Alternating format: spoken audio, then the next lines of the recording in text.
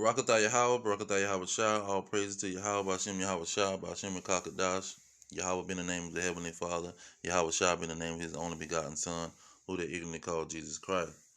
Now, when you do your research, you're going to see that this Westcott and Hort, these two individuals, they was instrumental in the revising of the Bible. And they was trying this way back in 1853.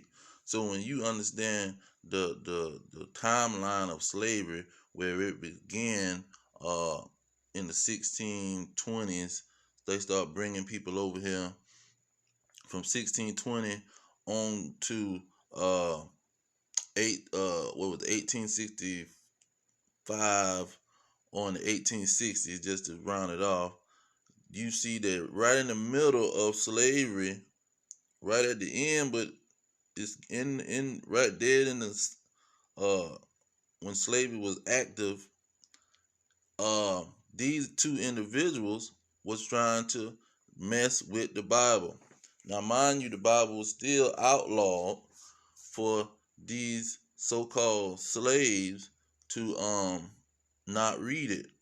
It was still against the law for these individuals to read the Bible. That was being implemented in the 1830s. We can go. Let me go to some of that real quick. Real quick, we're gonna scheme through these laws now. It say anti-literacy laws in many states before and during the American Civil War affected slaves, free men, in some cases all people of color, Puerto Ricans, so-called Hispanics, and Native Americans. Now, it say, getting to the point, it say many slaves who learned to read did indeed achieve freedom by this method. See, if these was not no ignorant peoples. It says David Walker's 1829. So when 1829 popped off, he went to telling people we came from the west coast of Africa, man. Straight up, straight down. David Walker, 1831. So that made that 1853 very significant. And guess who was funding them? The so-called ultimate devil on the scene. The ultimate deceiver who got all the money, who even deceiving his own people and enslaving his own people. The United States is the only country known to have. See, why is that? Why is this the only place where you can't read? You couldn't read the Bible. They wasn't caring about nothing else. It was all about the Bible, man. Okay, let me get some of these laws. 1829, Georgia. You better not read that Bible. We're gonna throw you in prison and fine you and beat your behind, beat your back in. 1832, see, flogging. Teaching blacks to read and write, punished by fines and flogging, beating your back in. Because if you gonna punish the slave master, you definitely gonna punish these darn slaves that's reading and writing. 1833, we gonna beat your back in if you even think about reading, man. Whippings. See? 1847. See, we getting close to that 1853. When these two dragons say we need to go in here and rewrite this Bible, because these people getting close to the Bible. They about to get close to starting to read this Bible. We got to make all kind of laws, because these people is about to start reading the Bible. It look like we ain't gonna be able to keep them away from this book. Us passing these laws ain't working. See, now let me get back to the other situation. Okay, so the in 1853, this Brooke Westcott and John Hort, these two dragons, they the ones who started revising the Bible. Not only them, you got in 1881 when they finally accomplished their goal, because see, they started in 1853 and they had an English Bible revision. See, they started pushing it, and it was focusing on the Greek text, the New Testament. See, the whole situation was Let's get focused on the New Testament so we can say everything changed and it wasn't about these Hebrews. It was everything changed and we can push this Catholic meaning which means universal. Let me say that again. Catholic, which means universal, teaching and theology and philosophy of the New Testament. We're going to go ahead and rig this New Testament so people can be totally confused on what in the heck is going on. And they was being backed by a specific family and a specific upper echelons, elites, rich peoples who got all the money. Now, what you got? 1881, you also got another situation. Let's get it certified. Okay, now to show you specifically who was backing these damn so-called translators and revisers of the Bible. Because in 1881 and 1879, you had Charles Taze Russell, this dragon.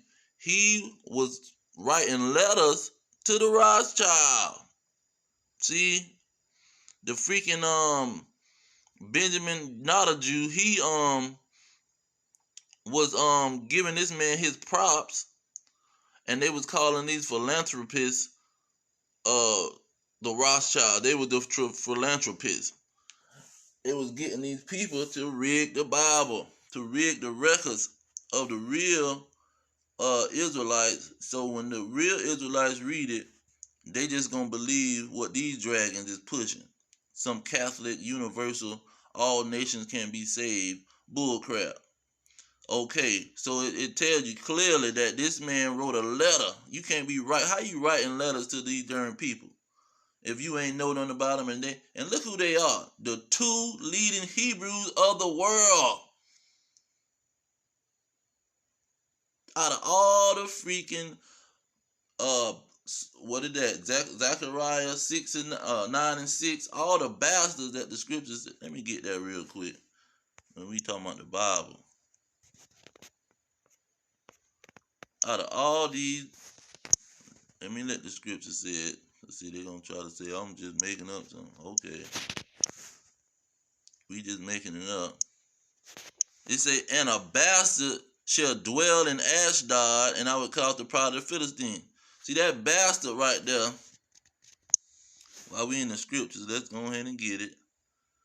That bastard go back to this right here. He gonna dwell in Ashdod, which is Jerusalem. Why is he dwelling in Ashdod? And who is he that's dwelling in Ashdod? It say, I'm gonna get right to the point. Therefore, thus saith the Lord God, surely in the fire of my jealousy I have spoken against the residue of the heathen. Which heathen? And against all Idumea. That's Edom. That's who these so-called leading Jews is. They the Idumea, Edom. Is that at the end? It tells you? No, that's in 35. Let's get 35 at the end and show who is this Idumea. Oh no, that's Mount Seir. They connect Mount Seir with Idumea. But Idumea is these darn Edomites. It's just a Greek term. And see, that's what they did. They went in here, put in Greek terms, Egypt, Idumea. See, these the dragons that was orchestrating this stuff. And so, well, let's go back because I didn't get to the point on that. 36 and 5. It say, he spoke against all Idumea, all the Edomites, which have appointed my land in their possession. See, them the ones who took the so-called Holy Land. They took God's favorite land. And so that's who these two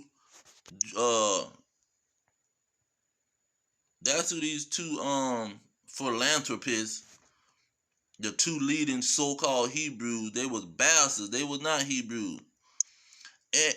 And they was from the richest family in the world, which received the blessing of Esau. That's Genesis 27 and 40. Well, 38 through 40. They received the blessing of Esau. That's why they're known as the two richest, or not the two richest, but the richest peoples in the world. And they can dictate if you go on there about gold, they can dictate the price of gold and buy Brazil. Give Brazil a loan where they pretty much own Brazil. See, these are people that's rigging the Bible see, I don't want to talk about these Negroes, but it says no less he put forward a practical plan for Zionism. So how do the so-called Edomite Charles Taze Russell writing a letter to another dragon who trying to steal the identity of the so-called blacks, Hispanics, and Native American? How is they writing letters to each other and they don't know each other and they ain't kin to each other and they ain't got a close connection? Who in the heck is you? What is you?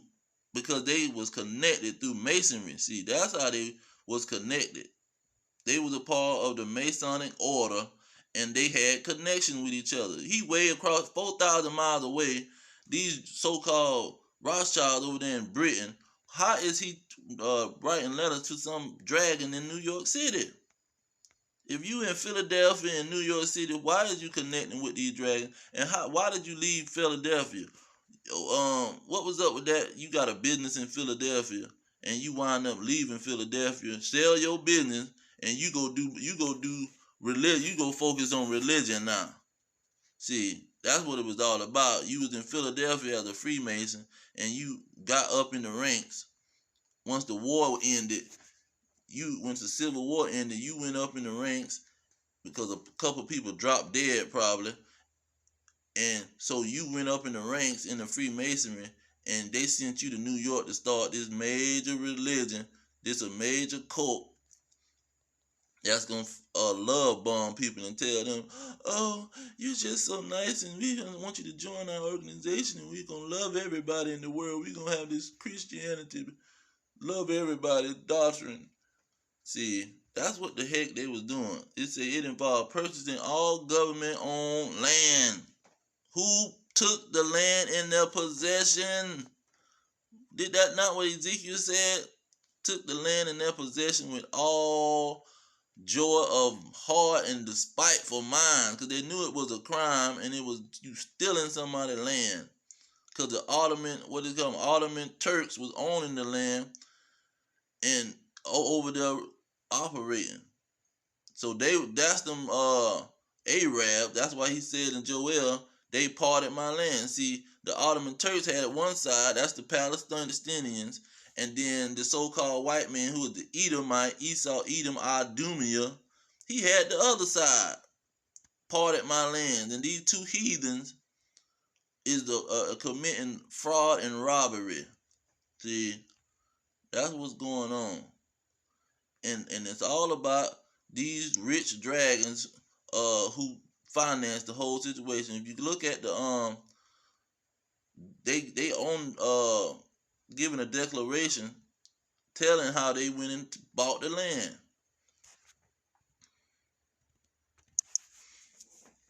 Okay, this therefore declaration. They tell you, it said there was a strong Zionist movement even before the Nazis came along. Yeah, because what you call the boy, Charles Taze Russell and these other dragons that was helping them rig the Bible, they was planning on this operation in for World War I and World War II. They was planning on all that. That's why he was the one. He was the promotion. He was the one to go out and say, "Oh, this World War proves that the world coming to an end, and the Jews supposed to go back to their homeland. See, we finna send. They going back." And he said, "Well, while this situation going down, this is what you gonna do. You gonna go back down there and start purchasing the land and moving down now. Cause the Muslim people down there, they impoverished, so they'll take your money. So go on back down there and buy up the land while we got the war going on." See, all this stuff is orchestrated. Let's start these wars and make it seem like the world coming in, push it through the Christianity, push this universal Christianity mess. See, they know what the heck was going on. But, and so when you look at these other Bibles, outside of the King James, because another thing, the King James 1611, that was the Bible that was here before these dragons started operating. And see, well, they were still operating, but that's King James was from the Jacobites. If you look up the Jacobites, they was certified Israelites, and they knew they were Israelites, and they the ones was translating the Bible because they had a king who was King James. And so when they finally got to 1881, you got two groups of people messing with this Bible. You got the so-called Jehovah Wickedness founder cult leader Charles Taze Russell, and you got this Westcott and Hort. These three individuals start chaining up the Bible, and now that's what you got in all these that's being pushed. The King James is on the back end, even though the Lord got it available to anybody, but it's still not being pushed like these other Bibles. And so they did all this and started all this plan in 1853 hard, but they been trying to stop the situation from in the 1830s when they start making these literacy laws saying you slaves can't read the Bible, because we know if y'all read this Bible, it's gonna set y'all mind free first of all, and then it's gonna allow y'all to get free. And then not only that, it was revolts happening. They was busting out of the plantation. They was going crazy because they learned that, oh, what we the Israelites, we in the Bible. See, but if they just was born and they see they on a plantation with the slave masters in the big house, and they in a raggedy shack with their mom and dad and picking cotton sun up to sundown, they'll never question anything. People telling them that, they come from way across the water somewhere, from another land. They probably ain't even tell them that. They just tell them, get to work. We ain't communicating with you Negroes.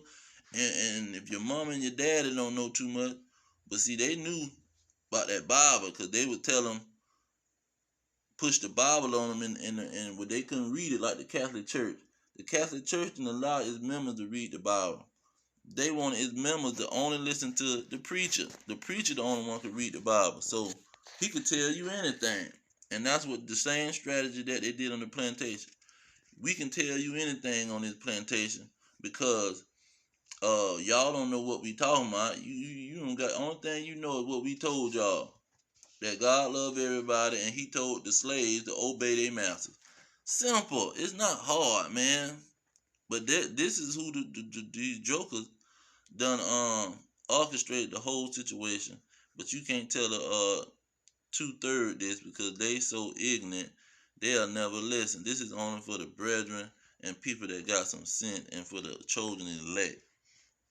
And I'm gonna leave it there. All praise to Yahweh, by Hashem, Yahweh Shah, by Hashem and Kakadash. Double honors to the elders pushing the truth. Peace to the elect worldwide. Our kingdom is at hand. Shalom.